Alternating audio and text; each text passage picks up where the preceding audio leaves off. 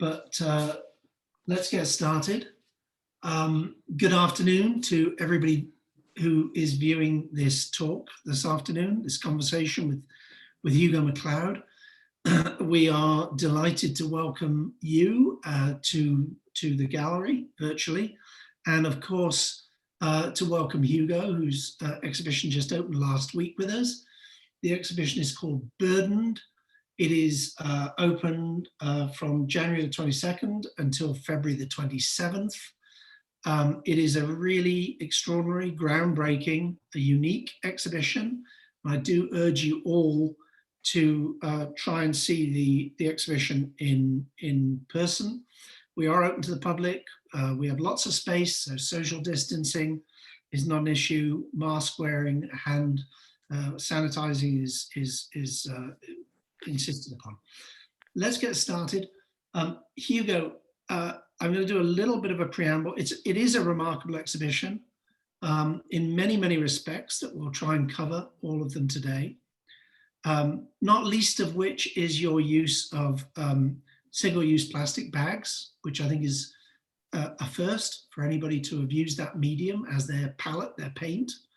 But also it's the first time that you have made figurative work, and there are many other innovations in the show that we're going to get to.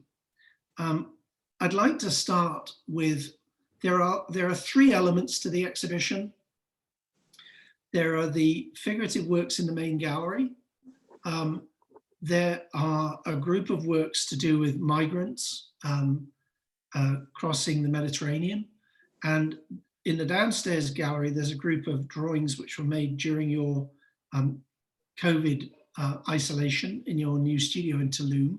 We will discuss all of them, but the place that I really want to start with as an introduction to the exhibition is there's a really extraordinary work called Bundled Truths. It's the first piece that we installed, and it's an abstract work made in exactly the same way as everything else in the exhibition, the figurative works, etc. And it relates, it's a perfect bridge from your previous bodies of work, which have been abstract, to this new body of work. And it relates to a specific painting in the exhibition called Retirement, which we'll look at in a minute. But could you start us off by talking about Bundled Truths, which is the only abstract work in the show, and as I say, bridges from your previous bodies of work to this new body of work? Yeah, well, thank you everybody that's in the room, and Sean, Adair. So, you know, this is my first show with, I guess, exploring the figure in the pieces, as well as obviously the first show with the plastic. And though it's my first show with figures, I didn't want to, I think with this piece, what I was truly trying to do is show the inspiration of where or to kind of give an understanding of where the inspiration of where my other abstract works have come from, and kind of how I've pulled from different images over time to create my abstractions pieces. And so I created that work, Retirement, and having done the research on that situation that's happening, it's in between right now, but that has happened in Morocco. You know, that's originally, like when I would have saw those bundles and those sacks, I would have pulled from there and originally just done a full body of work that was abstractions. But I guess what I was trying to do within the show is to at least have one work that kind of tied in my previous work to this work, to kind of show a bridge in the sense of that I'm not just going into figure, I'm actually just adding the figure into the piece now, but the abstractions is still there. This work sort of nods forward and backwards at the same time. It definitely references previous bodies of work, but the basis for it is a map, and it's a coastal map. So it also nods forward to the figurative works, and we'll look at retirement in a second, but it also references the migrant body of work as well. Yeah, so I came across this situation that's happening on the border of Ceuta, and I may be pronouncing it wrong, but it's Ceuta, and it's a border between Spain and Morocco. And the border has this kind of like free trade agreement where basically anything that you bring that you can either carry on your back or push across the border, there's no taxes on. So people that are in the trades that want to get product and goods into Africa, they pay a lot of Moroccan women and men to basically carry these bundles on their back across the border. And then there's the people on the other side of the border to collect the goods.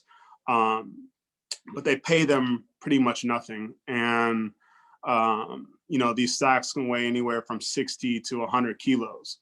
And here's a picture of that. So, this show kind of really deals with kind of how I look at things and, and at the same time, how even within everything and even things that are kind of heavy and hard and real, like how I, as an artist, try to find some type of beauty in it and some type of attraction. And so that's kind of like, in a sense, what I'm saying about how I used to pull from images that I would see to create my abstraction works. And so here you see this lady carrying this bundle, and it's wrapped pretty tightly and irregularly with this white string. And so originally, like if I was just doing abstract work, I would have saw that, and then I would have made a whole series of work in relation to that, using multiple different colors, depending upon what the sack held, and make this series, which is, in the same thing that I did with the stamp paintings. So this piece here, what I wanted to do, that kind of, in my eyes, I was in a sense kind of going into the same conversation that I did with the stamp paintings, where it was a repetition thing. So if you zoomed in on this image, it's actually the same image over and over, and it's the ladies standing in line waiting for the border to open to cross. And then those lines, that grid work that you can kind of see on top, that's the actual border that they would cross. So it's almost like a topography map of this coastal land. But also, it also has a very interesting relationship to some years ago. You started cutting up work that you weren't happy with and making sculptural bundles with them.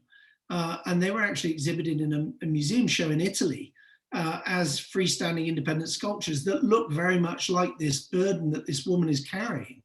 Yeah, I saw that. It's almost, what those pieces were is, again, like how I used to abstract imagery. And what those were referenced to is when I used to actually work at Trader Joe's.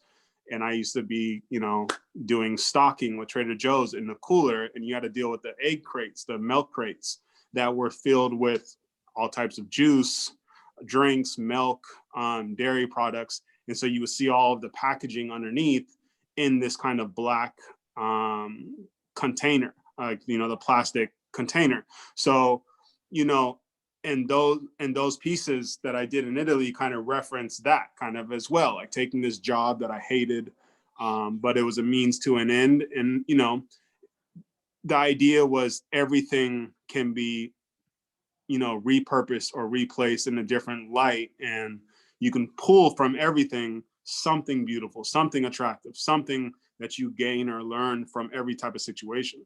So, this piece here, Bird and Truce, it was kind of trying to, within this show, like, I knew that it was going to be 90% figurative, but at the same time, I also like to do abstract work, and I like to kind of have that balance. And as an artist, like, I don't, fully want to be tied into any type of body of work. I want to be free to be able to explore ideas.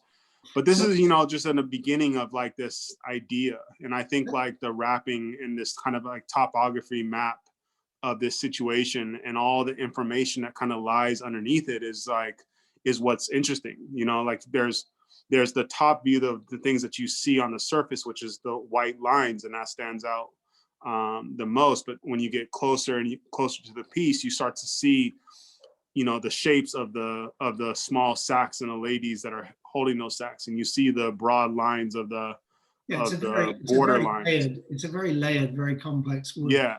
Let's move on to look at retirement and then go into the main gallery and look at the complete body of work. So this is the work that I was referring to earlier, that Bundled Truths really, you know, bridges to this body of work. So I think the two things that people are probably most fascinated by are A, that you've made a body of figurative work for the first time, coming out of abstraction, and B, that these paintings are entirely, including the background of the ones that are surrounded in white, are entirely composed of single-use plastic bags, which of course are choking the planet, certainly our oceans, and have such a bad reputation. So, you know, clearly appropriating that material and using it in this way is a political statement with both a small p and a large p. It's a political statement. And these people are all burdened by the reality of survival in their everyday lives that you're depicting. So can you talk a little bit about how you got to the use of this material and the challenges of using it? Well, the material started with the last show. Anybody that's familiar with the last show that I did at the gallery, downstairs was the body of work with the strip paintings. And that was using the polyethylene plastic sacks, the worn out polyethylene plastic sacks that I collected when I was working in the Philippines. But those sacks, that material was something that I collected on in about 2013 when I went with Angel to his show in Mumbai. And, you know, as an artist that is focused on materials and the usage of different materials, and mostly construction based or industrial based materials, you know, things catch my eye pretty easily and pretty quickly.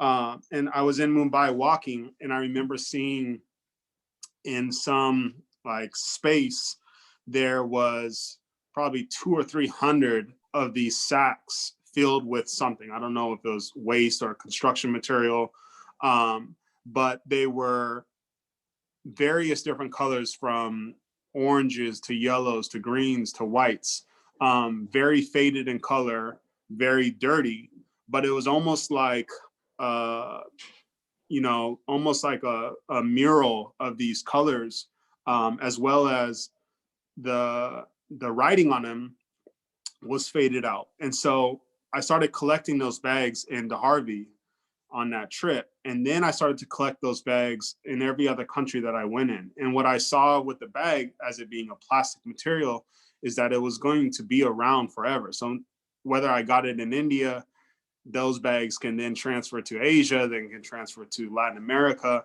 but they're branded with the branding from the company that originally uses them. And I just thought it as a very interesting material that kind of connects everybody, you know, plastic in a sense. And so I wanted to figure out a process with the material, and solely that material, not adding glue, not adding a third party, but just solely what can you do with plastic.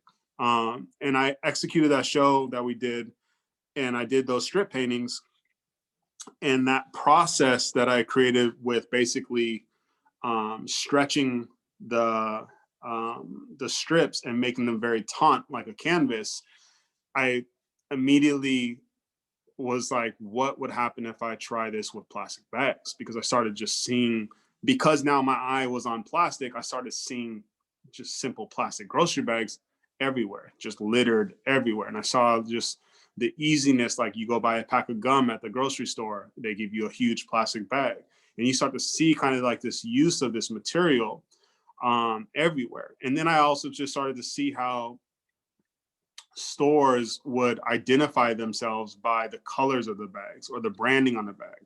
And so I thought about that from a universal place, you know, about a material that I could go and travel and go to the places that I find interesting, discuss with people, have conversations, learn about different things, no matter what it was, but how then I could collect the material, come back to the studio, and I can create a piece or a body of work from that space that I was at that directly relates to that environment, because of the branding and because of, like, you know, the usage of colors that people identify themselves with. So, you know, it just was like this material that I found to be accessible. Also, you know, in a sense of understanding this material and doing ample research on it, then you start to see all the environmental impacts. You see all the conversations, the arguments back and forth from both sides, and you know, it just became this thing, this kind of material that could be used as art, but also a tool to open up conversation. And I think that's really like my objective with the material, is to open up a sense of dialogue to things that normally wouldn't be part of our daily life, but that would bring light to it, understanding, and like visibility. Yeah, there's a couple of paintings which are going to come as a bit of a surprise, I think, which we'll look at a little later on downstairs, and we'll talk about those specifically when we get there. But right now, I think one of the things that's going to be very difficult for people to really understand who haven't seen the work in person is just how extraordinary your technique that you've completely invented to build and layer and make these works is, because it, you know, it is incredibly sophisticated and nuanced, and you can make you know, you have incredible detail in the paintings, but they are literally comprised just of single-use plastic bags with nothing else, no intervention, no painting, no gluing, no collaging. They're literally ironed on. The paintings are made with an iron.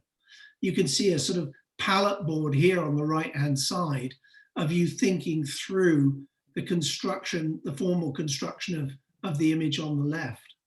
Well, the reason why I have to do that, which is, this body of work is interesting, having done other materials that are very industrial and what I like to call very forgivable. You know, like when you think about the bronze paintings, it's a solid piece of bronze metal sheet. And, you know, if I'm doing the patination process on it, the chemical oxidation, if I don't like something, I can simply take my 6-inch grinder and sander and sand it off, grind it off, and start over. You know, if the tar paper, if I'm not liking the paintings that I'm doing on it, I can paint it over.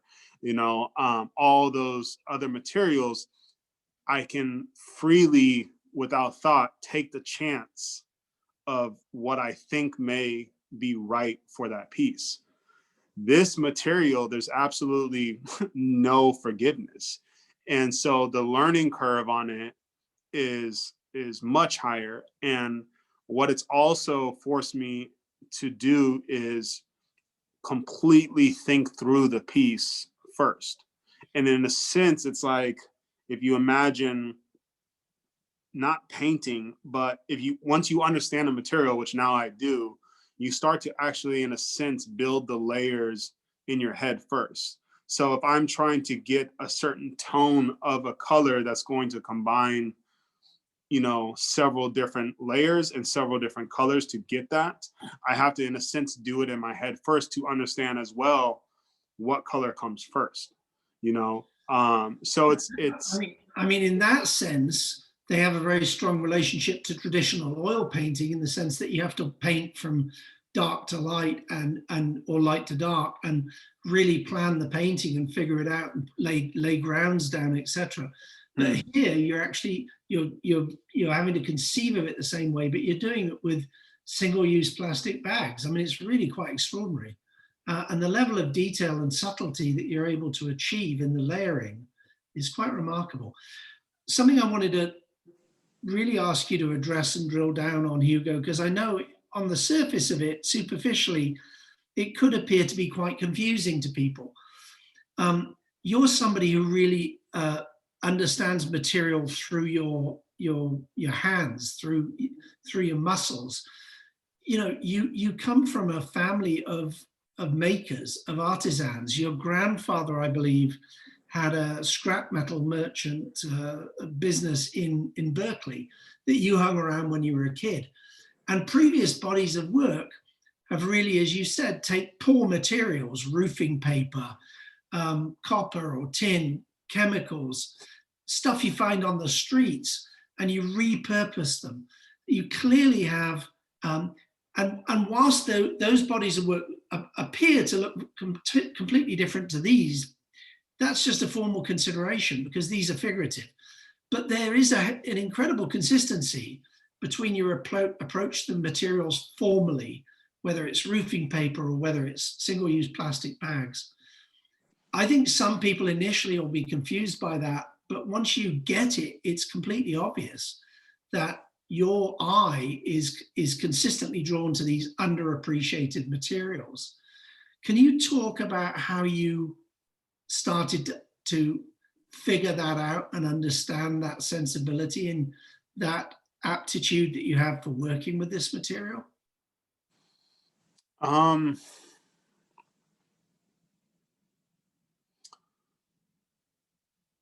Well, I think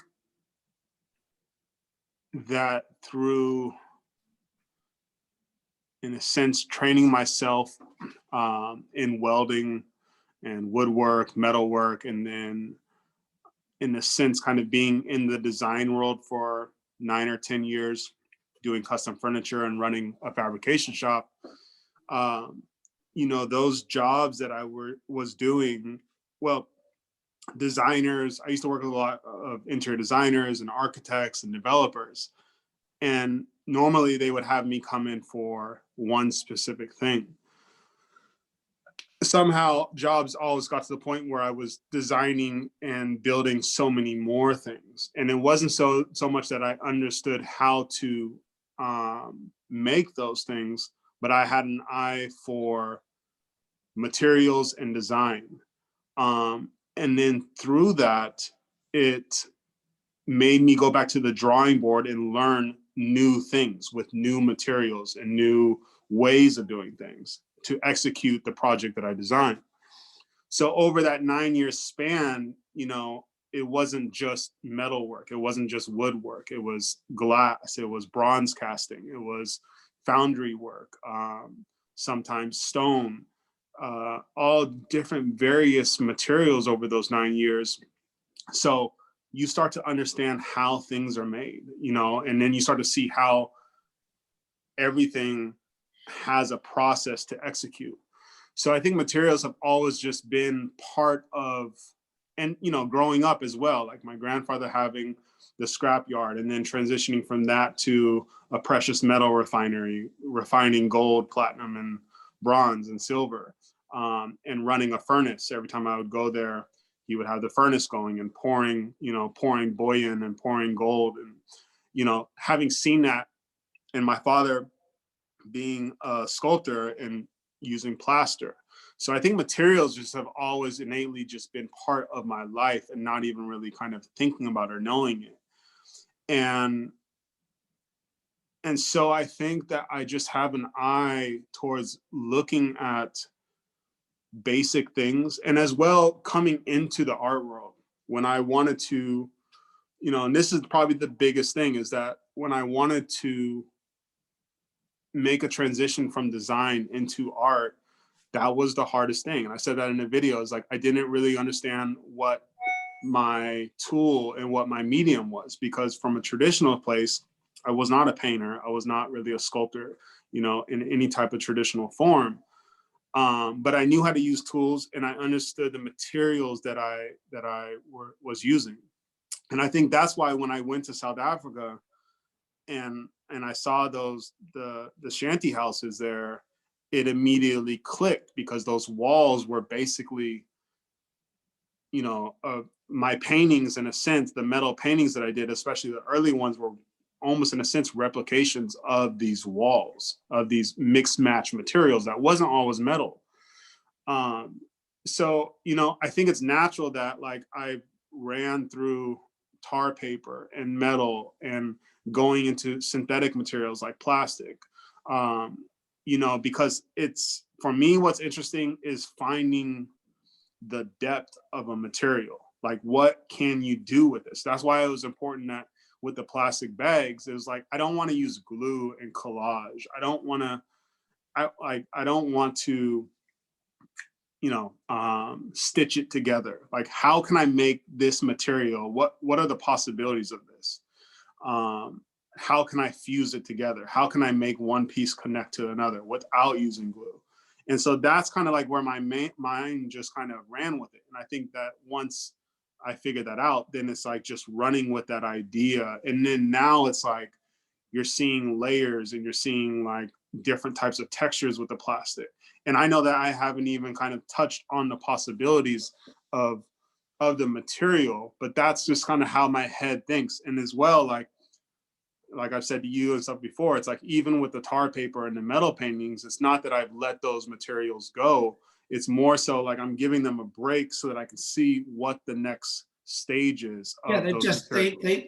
they become part of your palette, as the Right. plastic has now. And I also know, like, at some point in time, like, what, in my head, and this is something I've never been able to figure out, is like the combination of materials. Like, how, like, at some point in time, I think like I will combine materials together, but I'm not ready to do that yet, because I feel I still need to investigate each material to its depth.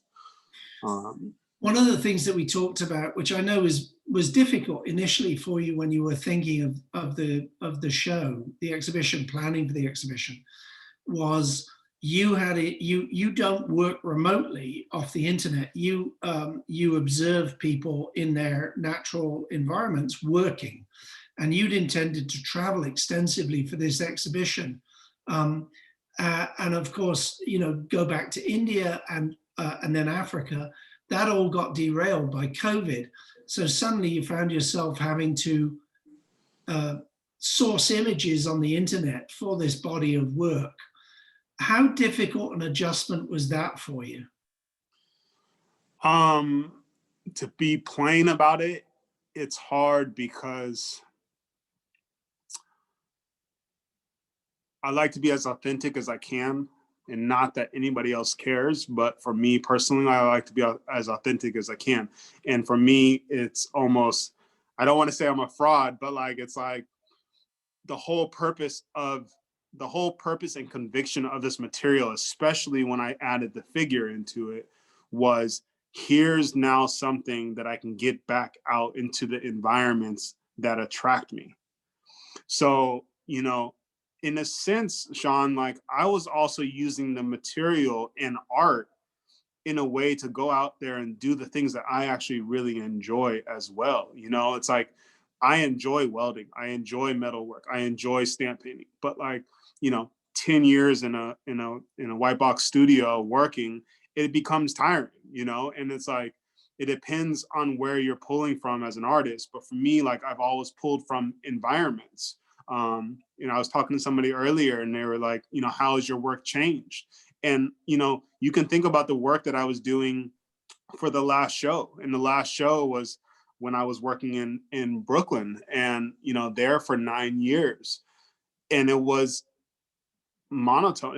It was dark, and it was like the colors weren't as bright, and it was more about like the roughness and the hardness of the materials. I was using the metal or the stamp paintings. And it's like, innately now I'm in Mexico in a much more green environment, more colorful environment. People paint their houses all random colors. My work naturally is starting to be more colorful. And I think, for me as an artist, it's very important to be in the environments that attract me, and to be connected to the people and the things that I find interesting.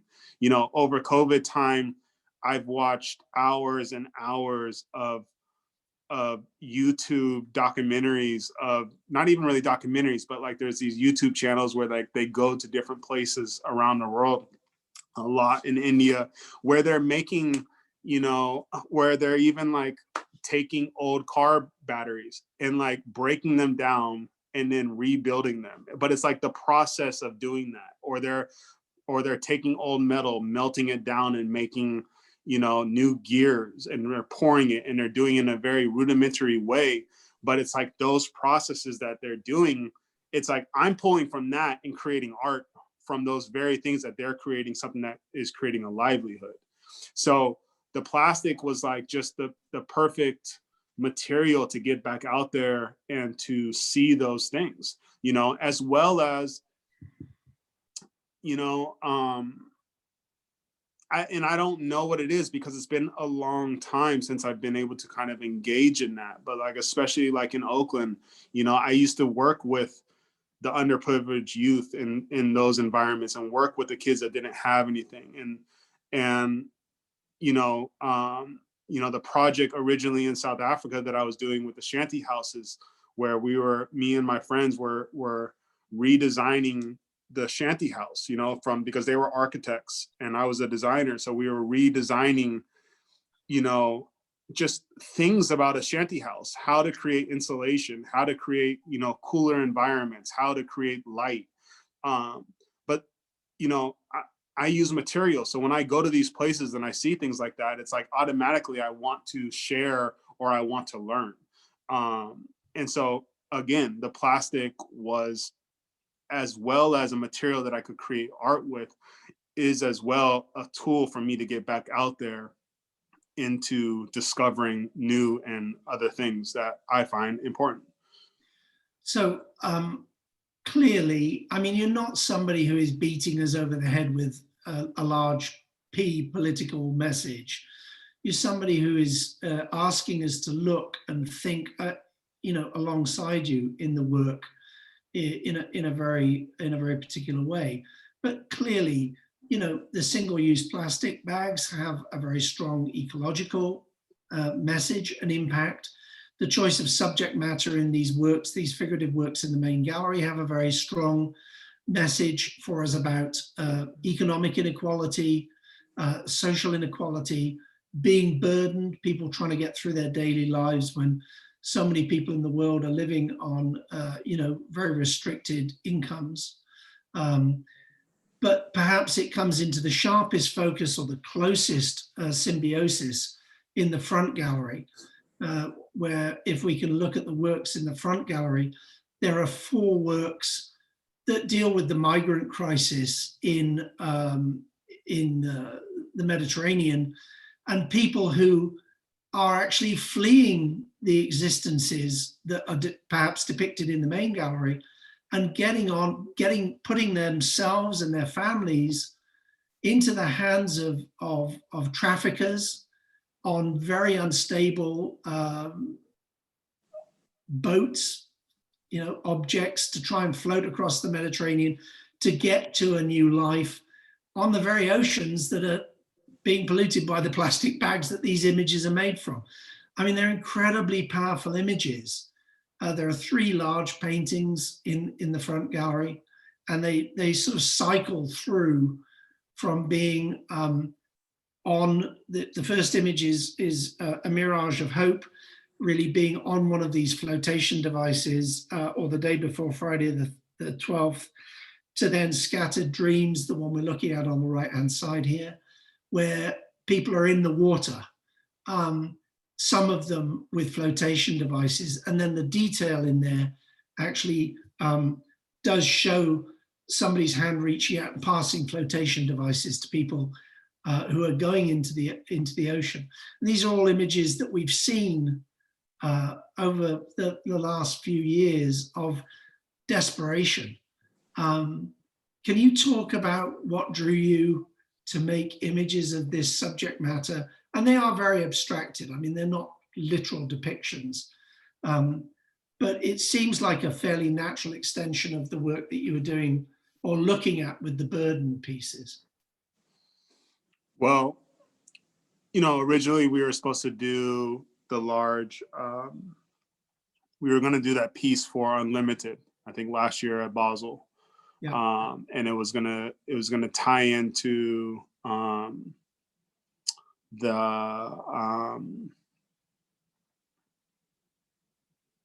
Wrath of the Medusa painting, in the sense to have a conversation between that and the conversation between the migrants. And so obviously because of COVID, that got put on hold. And I started some initial pieces. And I don't know if you remember when you came out to Mexico, there was a couple pieces started. And so, whenever I start a body of work, especially with this burdened man, it's caused me as well to read so much and to watch so many different documentaries on these world issues, whether it's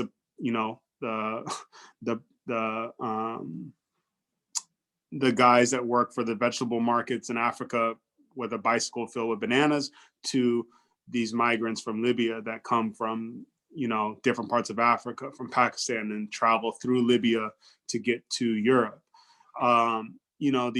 These things. So I start to investigate and to read these subjects so much more. And so you start to just kind of see the craziness of the things that are actually happening right now.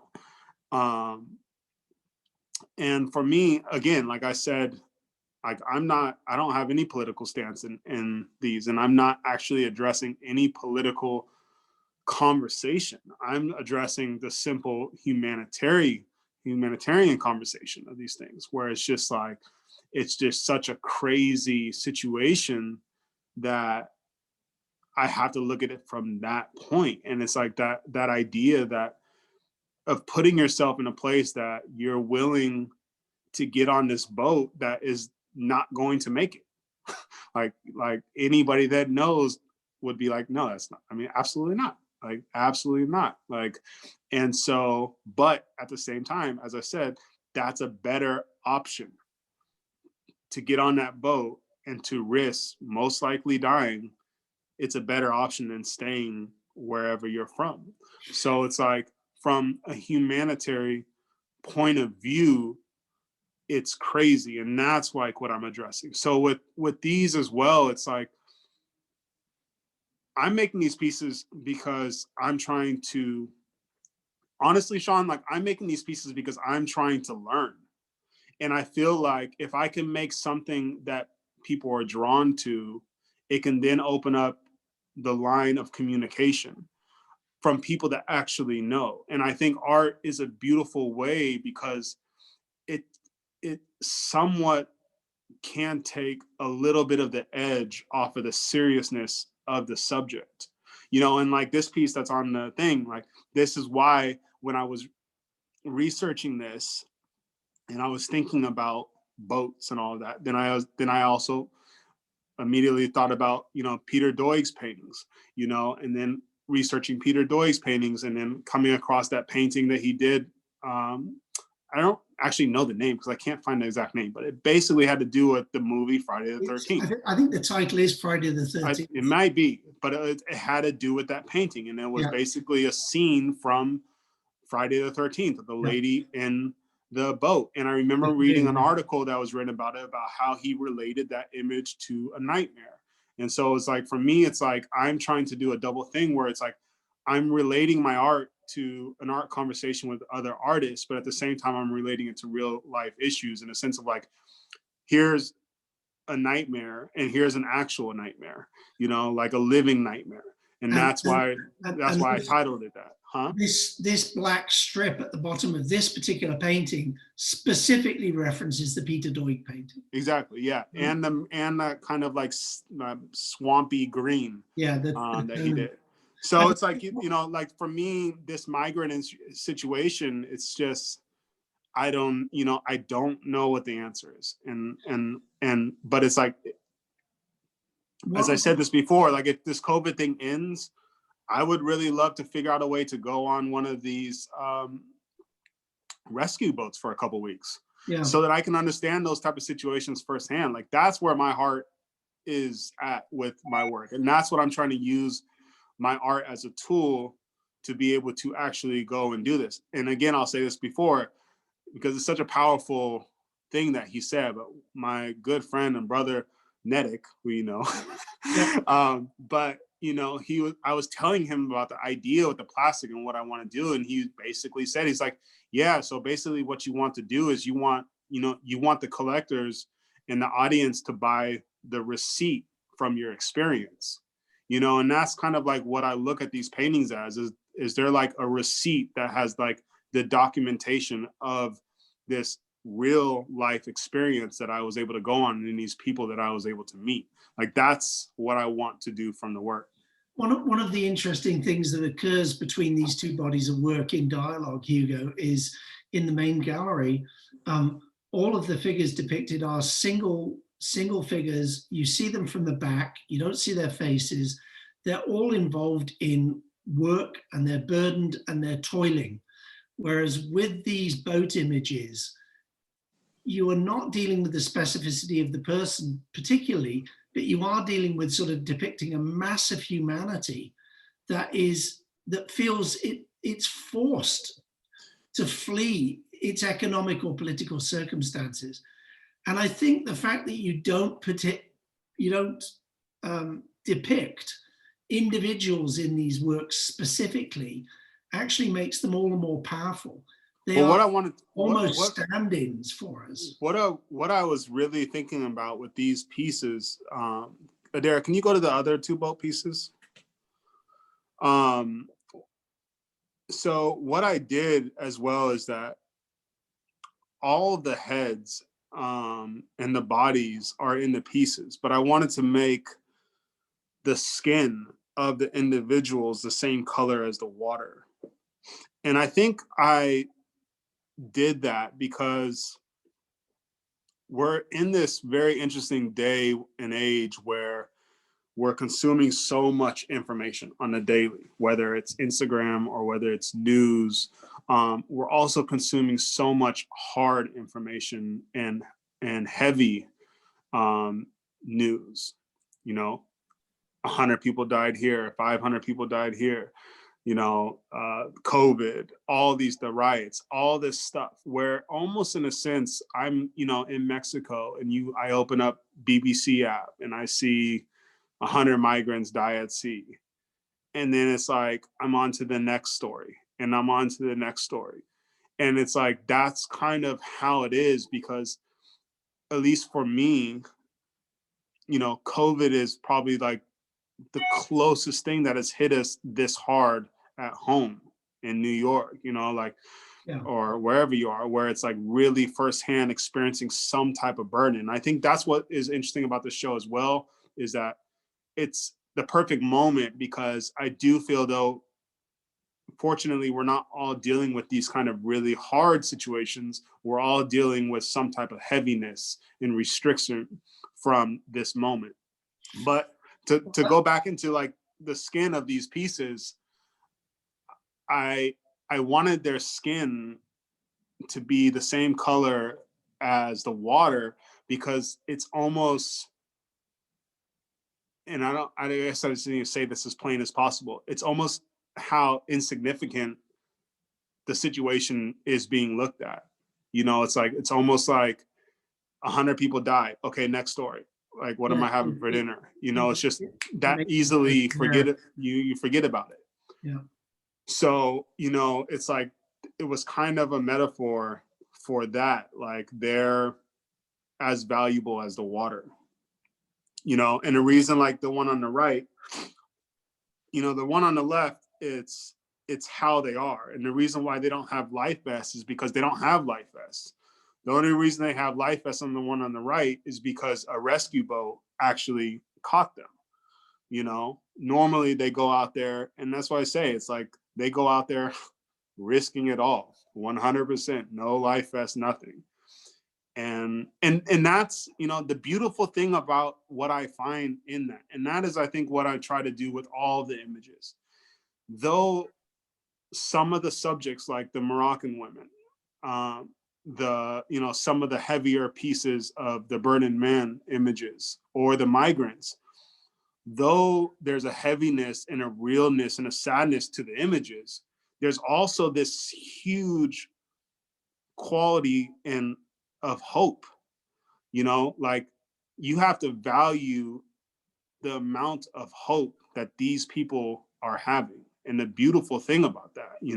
And I think that we are all in that moment right now where, like, we are all hopeful. None of us know about anything that's happening right now, but we're all very truly hopeful that things get better. And I think every one of these people, whether they're pushing a cart of bananas or the women taking the things across the border, they're doing this in a space of hope and survival. And I think, I'm able to look at that as a beautiful thing, not as a negative thing.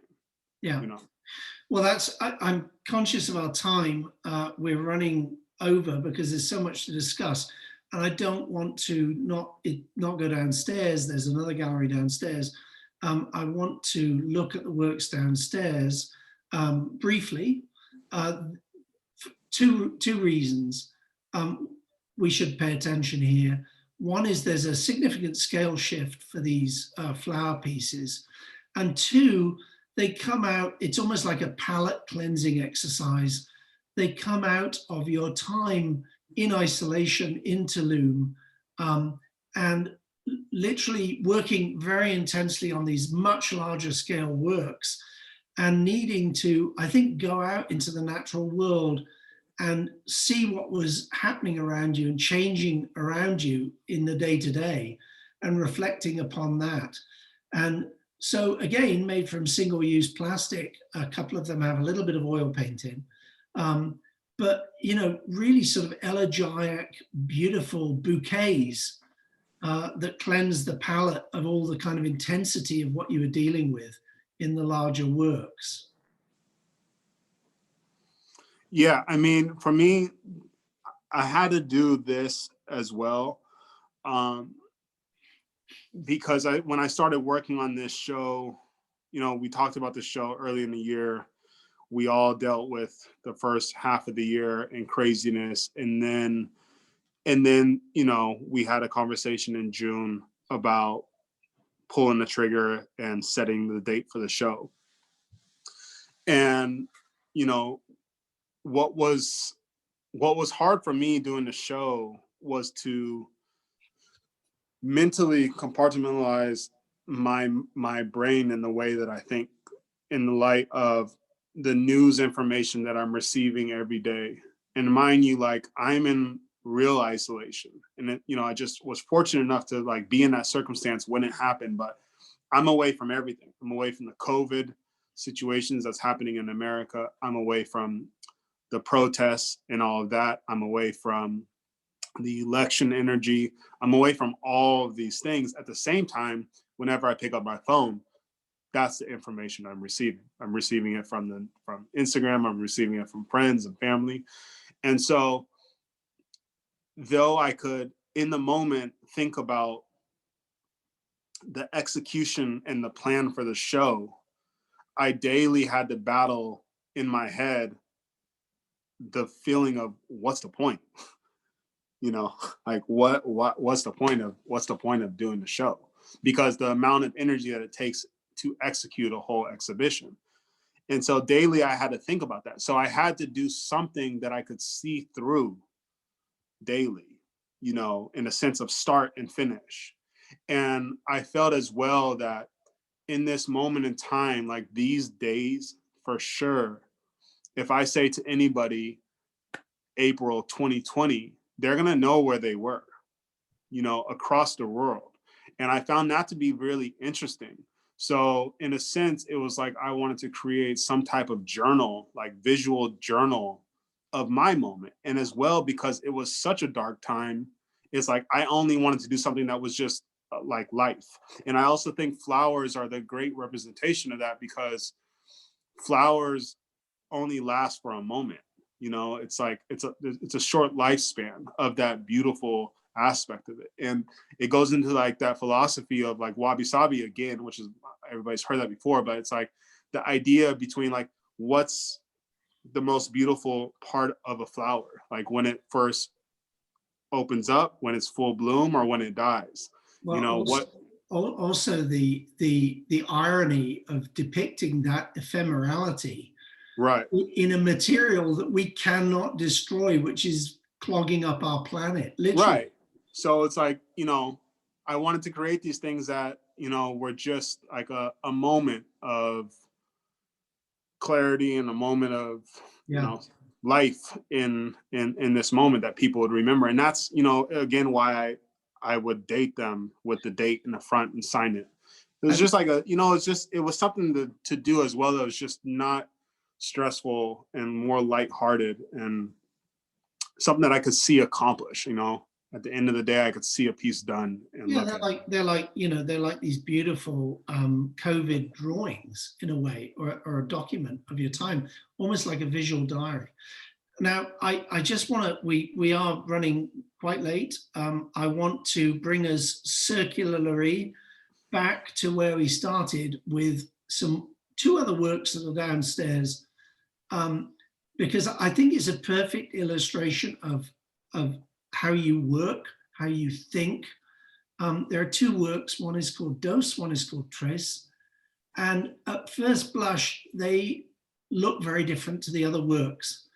These are sheets of plastic that have literally been recovered from rubbish dumps, and almost all the marking, almost all of the scarring of the surface of the plastic has come from usage.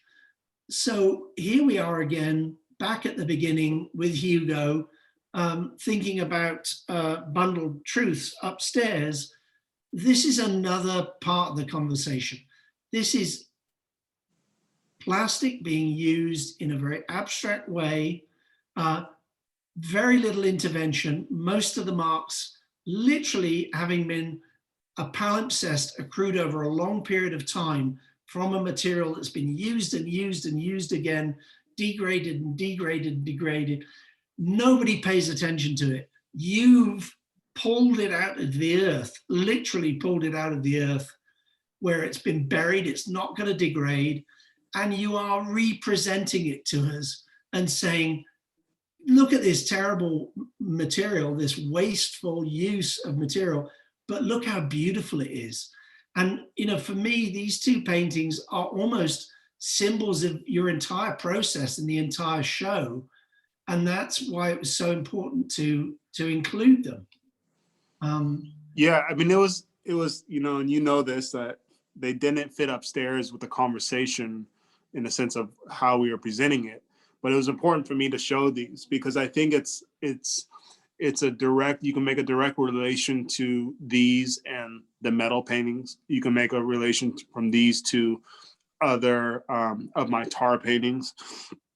But it really is that. It's also a material that if you see these and then you see any of the paintings upstairs, Yeah. all of the paintings upstairs actually have some of this plastic in it, whether it's a fender on a bicycle or the dirt floor that the ground that the guy with the bananas is walking on. Sure. It's all that same, it's this literal plastic that I found at a dump site.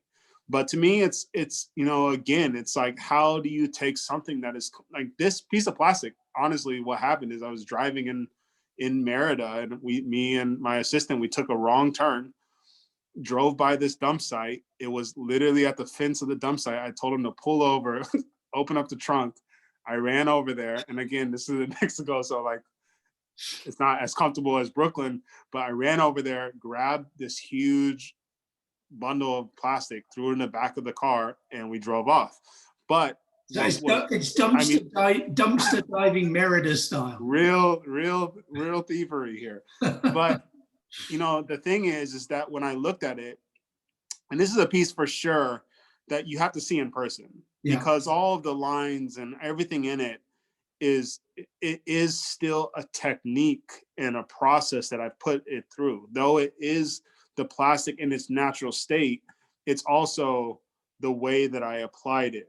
You know, the lines are all overlaps And the of the joining, plastics. yeah. And, you know, the tape references the tape that I used to put into the metal paintings. Yeah. So, you know, it's in a way to as well kind of, I look at it again, and I said this before, that the figuration, whether I continue it for the rest of my career or not, it's a chapter in the book of my work. Yeah. You know, and I really want to, in the future, to be able to look at everything that I've created, and it all, you know, even though things may be different, it still ties, it's still the same hand. And I think that's what's important for me. So it's an almost perfect way to finish. I'm conscious we are running quite late. The audience has been incredibly loyal and stayed with us. Thank you all so much. I do want to just take a couple of quick questions. Adair, if we could go back upstairs to the main gallery and look at some details. I want to go back upstairs quickly and ask two questions, if we can do them very quickly, Hugo, and then we'll let people get back to the rest of their days. So we had one question, which was, how do you achieve the different tonality and shading whilst using the plastic? Because it is incredibly subtle. Adair, can we look at some details?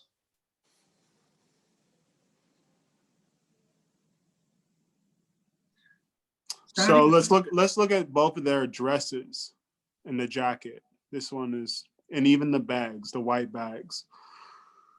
The shading is actually something that is easy. It's easy in the sense of the idea. It just takes a long time.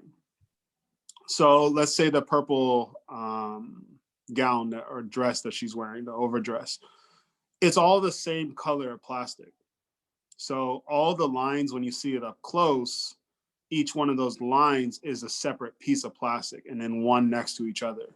But the way that you create the different tonality is a second layer of plastic. So it's actually a very simple method, in a sense, is that the shadows all come from multiple layers.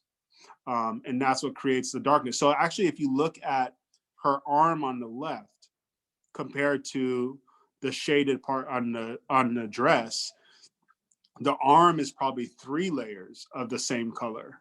And then the shading on her dress is 2 layers. And then the light part is 1 layer. Right. So you're actually having to work back to front in terms of shadow, in a sense. Right. Yeah.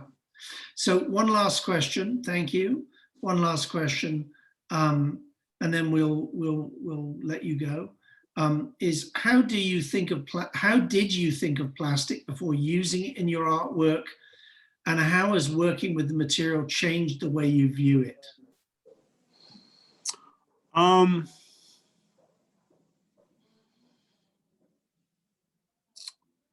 Well, before I started using it, I never really thought of it as a material that I was going to create these pieces off of. But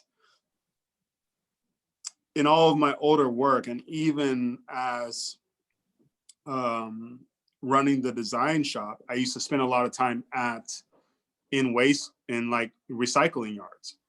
You know, like whether it was in Oakland or whether it was in Brooklyn, I used to go to dump sites, but that ones that had the separation between the materials a lot.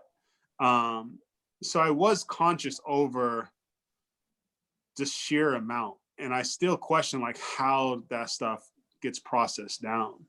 And I think that's as well just kind of why I took interest, for anybody that cares. Like, I also took interest because I understand the downcycling.